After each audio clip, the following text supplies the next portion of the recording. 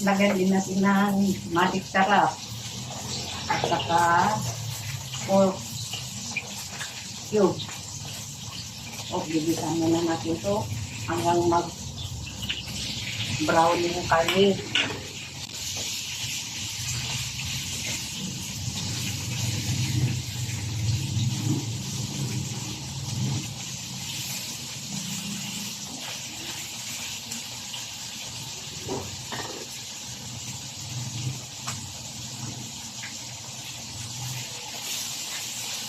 Bango na, bango.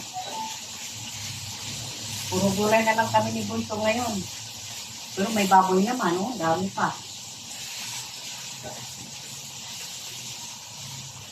Talagang 100 na baboy. Lagi kong hinahalo sa gulay. Kahit wala ka ng ibang ulam, basta gulay at saka may karne. Okay na sa amin yun.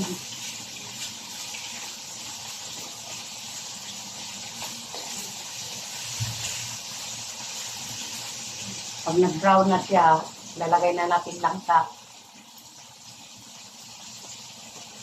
Yung langka, nilaga ko muna, oh. Nilaga ko para halit ang mga... Kasi nilalagyan nila ng gamot sa palengke yan. Kaya pakuluan muna natin.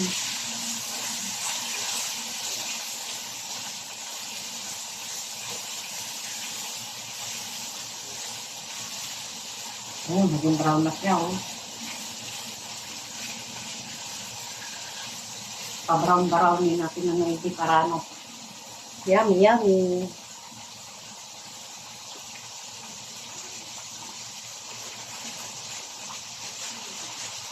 Yung pangtimpla ko dahil magic sarap lang. Hindi po ako nag-aasin gaano sa mga gulay. Magic sarap. Brown na siya.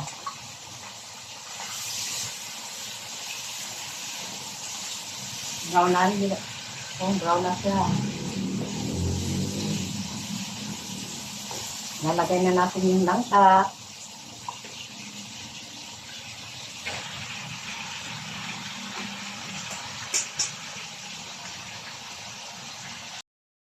Lagyan na natin ang pangalawang lata, guys. Yan. Sarap. Paano ba kayo magluto? Ako kasi ganito magluto, eh. Tapos kunting kulong lang. Papatayin na yung apoy.